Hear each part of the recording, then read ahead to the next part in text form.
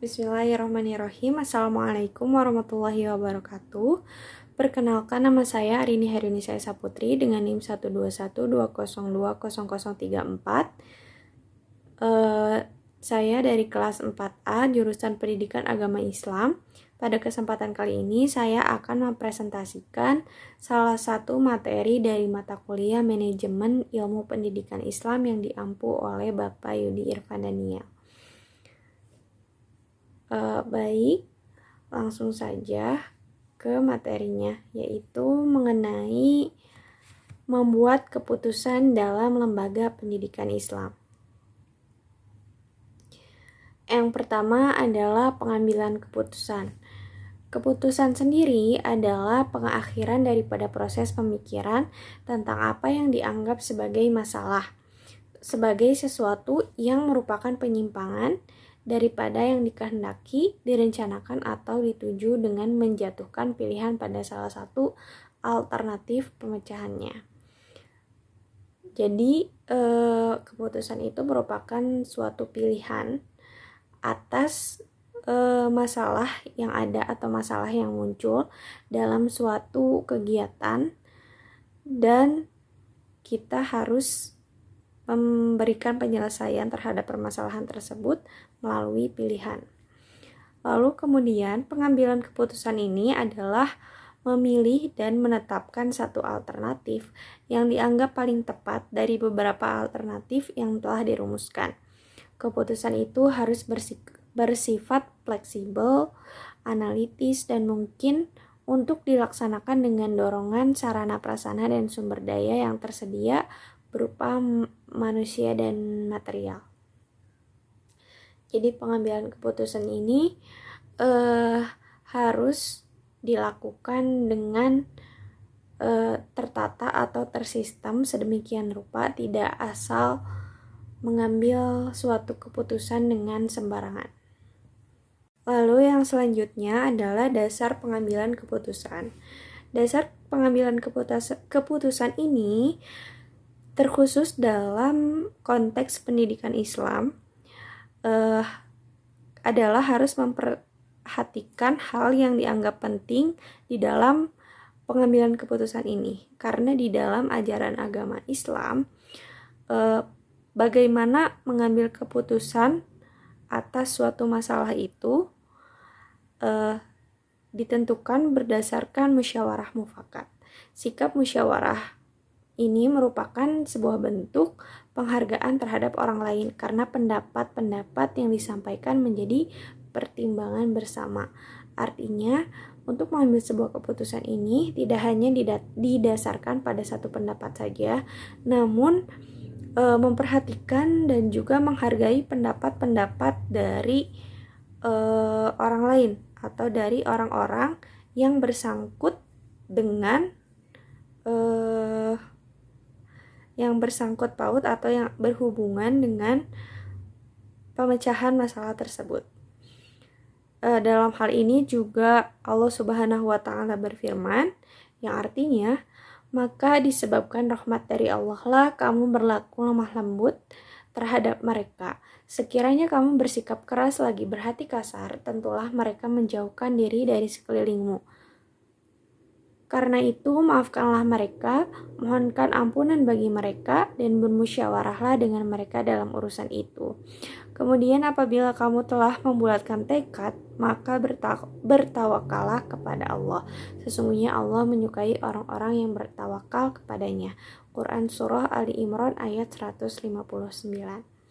Pada ayat ini itu dijelaskan terkhusus mengenai suatu permusyawarahan atau pengambilan keputusan melalui musyawarah sendiri yang telah dianjurkan oleh Allah Subhanahu wa Ta'ala kepada umatnya melalui Rasulullah, yaitu melalui Al-Quran di dalam Quran Surat Ali Imran ayat 159.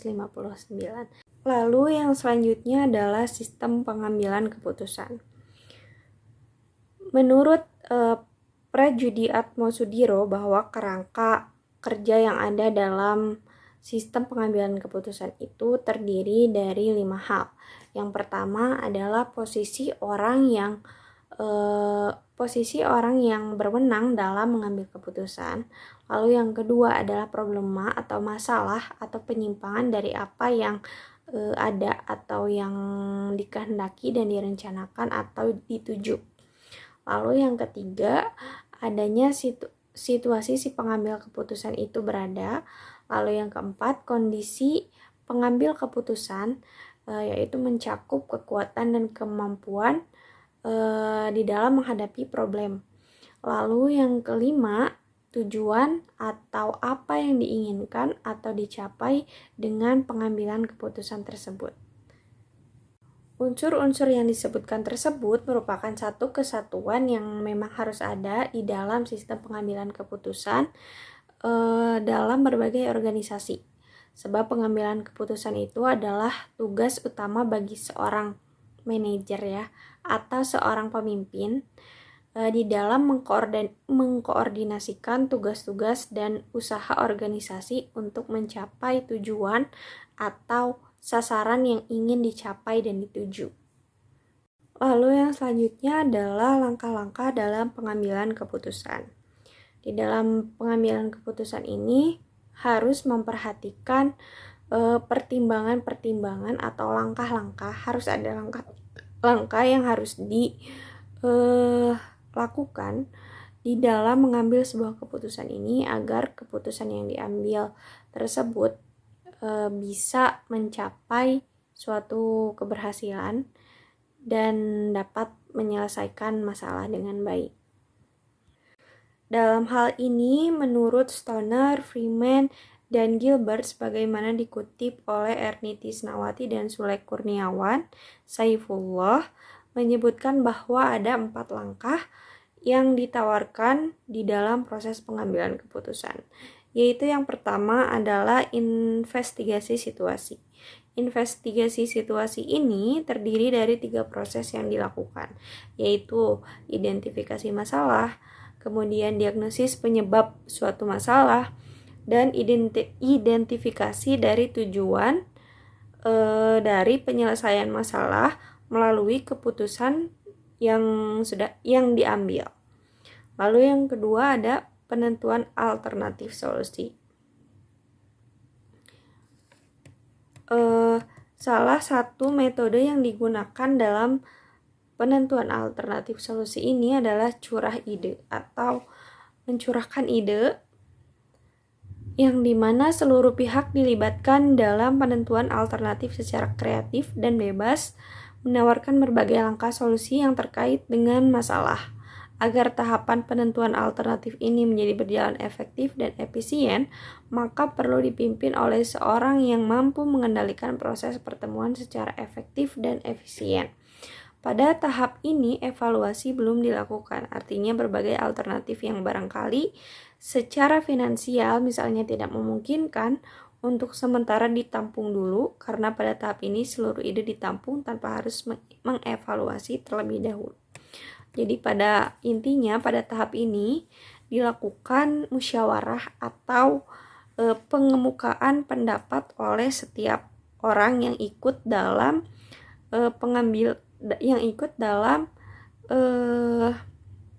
pengambilan suatu keputusan secara bersama-sama. Lalu yang ketiga adalah penilaian alternatif. Pada tahap ini pengambilan keputusan itu melakukan sebuah evaluasi dan penilaian terhadap berbagai alternatif atau pendapat yang muncul untuk kemudian diambil satu atau lebih alternatif yang akan dijadikan keputusan pada akhirnya. Dan lalu yang keempat atau yang terakhir adalah implementasi dan pengawasan. Jika keputusan sudah diambil, maka langkah yang selanjutnya adalah mengimplementasikan atau menerapkan keputusan tersebut yang telah diputuskan untuk dijalankan. Lalu yang terakhir adalah mengenai jenis-jenis dan fungsi keputusan. Keputusan adalah hasil yang dicapai dari proses pengambilan keputusan. Menentukan sebuah pilihan atau arah tindakan tertentu bagi organisasi atau bagi suatu lembaga adalah sebuah keputusan. Secara umum, keputusan ini dibagi ke dalam dua jenis, yaitu ada keputusan strategis dan juga ada keputusan operasional. Keputusan strategis sendiri merupakan keputusan dan arah organisasi yang merupakan keputusan strategis. Keputusan ini cenderung memiliki jangka panjang dan kebijakan menyita banyak perhatian terutama bagi para manajer karena pengaruhnya sangat besar terhadap pertumbuhan dan kelangsungan hidup organisasi.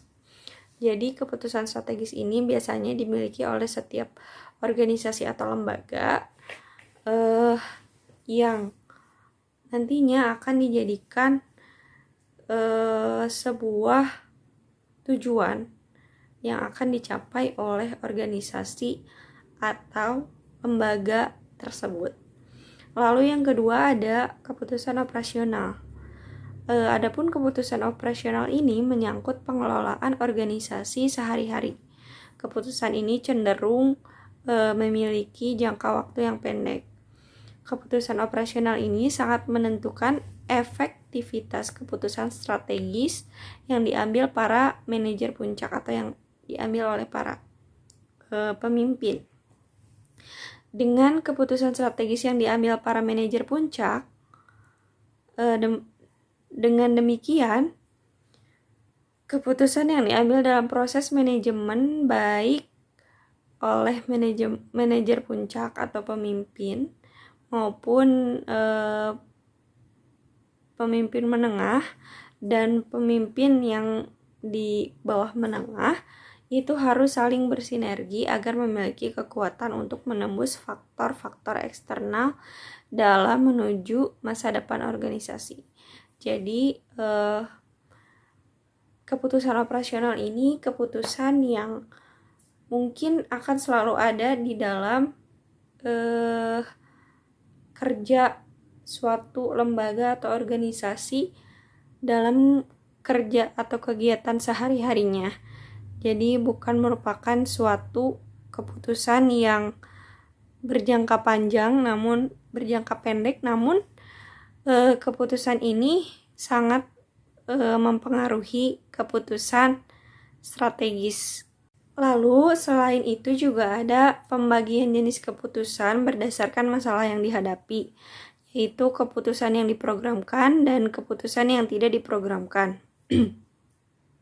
Keputusan yang diprogramkan ini adalah keputusan yang dibuat berdasarkan problem yang diketahui secara baik atau masalahnya diketahui secara jelas. Informasi juga tersedia secara mencukupi untuk digunakan dalam mengambil keputusan. Demikian pula informasinya dapat dinilai relevansinya untuk mengambil keputusan. Sedangkan keputusan yang tidak diprogramkan ini adalah keputusan yang diambil atau berdasarkan keputusan berdasarkan masalah yang tidak diketahui secara jelas atau data informasinya kurang tersedia atau tidak memadai sebagaimana mestinya. Jadi dalam penentuan keputusan ini sangat penting di dalam sebuah lembaga atau organisasi, khususnya dalam lembaga pendidikan Islam, karena penentuan sebuah keputusan ini akan menentukan kinerja atau jalannya sebuah lembaga atau organisasi di masa depan. Maka dari itu, untuk mengambil suatu keputusan ini tidak bisa sembarangan. Dan menurut ajaran Islam, untuk menentukan atau mengambil sebuah keputusan itu, yang paling penting adalah harus dilakukan dengan musyawarah mufakat. Karena keputusan itu tidak bisa diambil oleh satu pendapat saja, namun juga harus mempertimbangkan banyak pendapat atau alternatif dari anggotanya. Maka dari itu pemimpin dalam hal ini juga berperan besar dalam penentuan keputusan dan juga dalam menggerakkan anggota-anggotanya agar bisa berkontribusi untuk mengambil keputusan yang baik dengan tujuan untuk mencapai masa depan yang baik juga untuk lembaga dan organisasi pendidikan Islam. Maka dari itu, di dalam pengambilan keputusan ini juga ada langkah-langkah yang harus dijalankan agar pengambilan keputusan tidak diambil dengan sembarangan dan pengambilan keputusan ini bisa tertata atau tersistem sedemikian rupa. Mungkin sekian yang bisa saya sampaikan. Saya mohon maaf apabila banyak kesalahan dalam penyampaian dan materi yang disampaikan. Assalamualaikum warahmatullahi wabarakatuh.